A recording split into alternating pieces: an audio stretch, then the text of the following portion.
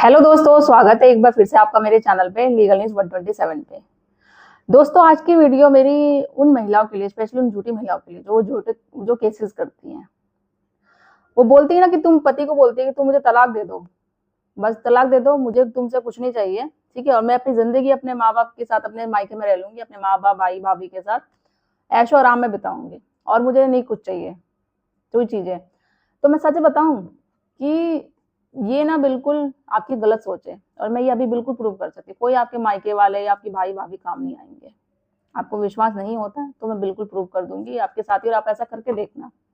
एक बात और बोलना चाहूंगी कि अगर चैनल पर मेरे नए जुड़े हो तो चैनल को लाइक करना, शेयर करना, सब्सक्राइब करना बिल्कुल मत भूलिए। साथ ही बेल आइकन दबा दीजिए ताकि आपको टाइम टाइम से मेरी वीडियो की नोटिफिकेशन सबसे पहले मिलती रहे। और आप जैसे ही लोग जो पीड़ित हैं वहां तक ये वीडियो जरूर शेयर करें ताकि आप जैसे ही उनको भी हेल्प मिल सके। अब होता क्या, आप कहते हैं ना कि तलाक दे दो, पति को बोलते हो कि मैं ऐशो आराम से अपनी जिंदगी अपनी आगे लाइफ बिता लूंगी, मेरे घर मेरे पेरेंट्स मेरे भाई भाभी मेरा साथ देंगे, वो तो बिल्कुल रानी की तरह मुझे बना कर रखते हैं।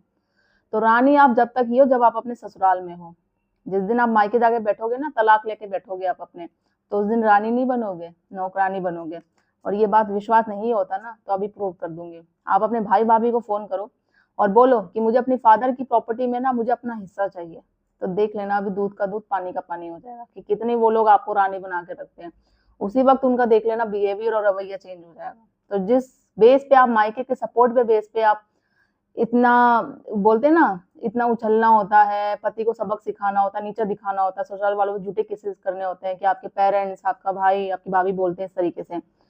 तो वो आप तक जब तक ही सही है जब तक आप ससुराल में हो। जिस दिन आप तलाक लेके झूठे केसों में फंसा के आपने मायके जाके बैठ जाओगे ना, तो पूरा जो सोचते हो ना, जो आपके दिमाग में चलता है मैं तो रानी हूँ, मुझे मेरे घर वाले इतना प्यार करते, इतना सपोर्ट करते हैं, जब तक होता है जब तक आप शादीशुदा नहीं होते। शादीशुदा होने के बाद ससुराल में हो जब तक इज्जत बनी रहती है। जब डिवोर्स लेके केसेस करके आप जाओगे ना तो कोई वैल्यू नहीं होती है, नहीं होता। तो जो मैंने बोला है ना वो आप करके देखो तो आपको पता चल जाएगा कि सच क्या है। मायके वाले जब तक ही सपोर्ट है जब तक है। आप खुद करके देखो, फिर जब होगा ना तलाक लेके झूठे केसों में जाके अपने मायके में बैठे रहोगे, जिस सपोर्ट से आप करते हो वो भाभी आपको एक नौकरानी बना के रखेगी, उसका दर्जा यही होगा। आपसे आप सारे घर के काम करवाएगी, बच्चों के आपके सारे, वो उसके अपने बच्चों का जो भी होता है टू जेड सारी वर्क कराएगी। काम तो ठीक है, आपको जो एक वो होता है ना मेंटली प्रेशर देना, टॉर्चर करना कि आप पति को छोड़ के आ रखी है, डिवोर्स लेके आ रखी है, और जब आप देखोगे अपने भाई भाभी को ना तो वो एक चीज फील होगी, यार ये दोनों भी हस्बैंड वाइफ साथ में रहते हैं और मैं यहाँ रह रही हूँ तलाक देके अपने पति को। क्योंकि पता क्या है, एक उस महिला से पूछो जाके, आप लोग तलाक तो देने को रेडी हो जाते हो कि भाई मेरे माँ बाप है, मेरा भाई है, मेरे भाभी है, सब सपोर्ट करेंगे। कब तक सपोर्ट करेंगे? एक लिमिट होती है सपोर्ट करने की। क्योंकि माँ बाप भी ये नहीं चाहेंगे। अब वो आप जाके घर में बैठ जाओगे, अब जो आपके भाई है भाभी है तो भाभी को बुरा लगेगा कि भाई अपना घर बार छोड़ के यहाँ आके बैठी हुई है। तो दोनों में लड़ाई होगी आपके भाई भाभी में, तो आपके माँ बाप भी नहीं कुछ बोल पाएंगे।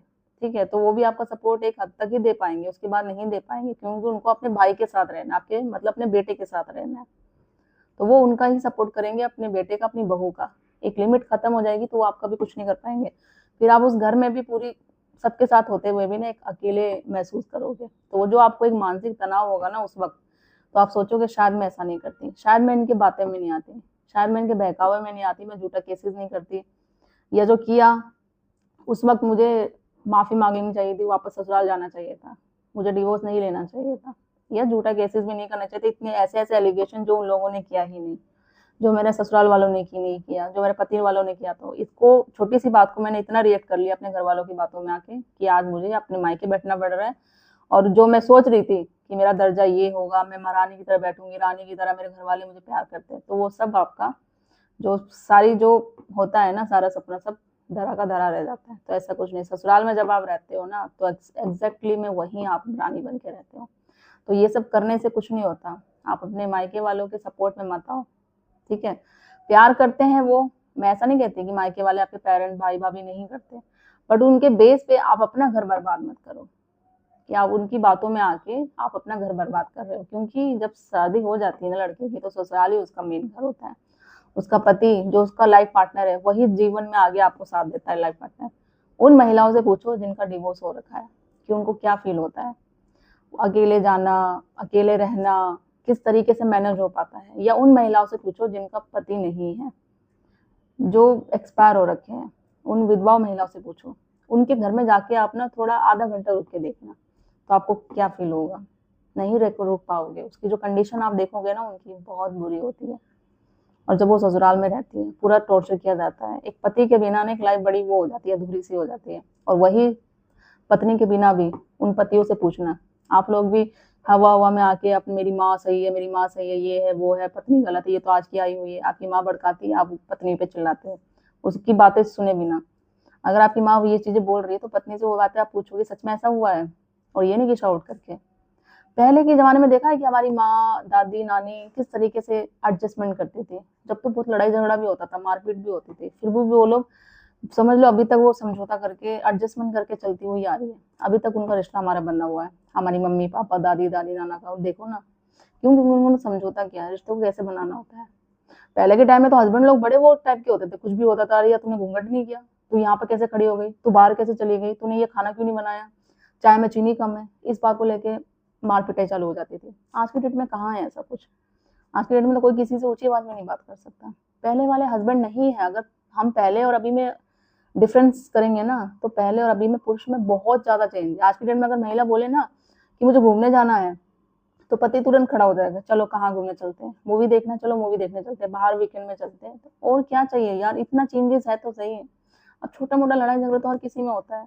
क्या आपने शादी घर तोड़ने के लिए ही करी थी, रिश्ता तोड़ने के लिए, झूठे इल्जाम लगाने के लिए, झूठे पछतावे करने के लिए? मायके वाले कब तक आपका साथ देंगे? पेरेंट्स अपनी जगह है, प्यार अपनी जगह है, बट जब शादी हो गई है ना, तो थोड़ा बहुत समझौता करना, थोड़ा बहुत एडजस्टमेंट करना सीखो। कोई नहीं एंड तक काम आता है, ना पत्नी के जो लड़की के घर वाले, ना पति के घर वाले।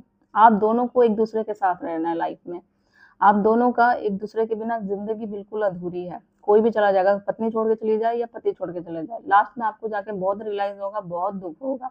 और जब वो दुख होगा ना, वो पछतावा होगा, तो उस वक्त बहुत देर चुकी होती है। फिर आप दोनों यही सोचोगे काश मैं वो चीज कर लेती, मैं ऐसा नहीं करती, मैंने अपने घर वालों के आगे में स्टेप ले लिया। या पति भी ये सोचेगा मुझे ऐसा नहीं करना चाहिए था। तो वो काश एक वर्ड काश ही रह जाता है, फिर दोबारा नहीं होता है।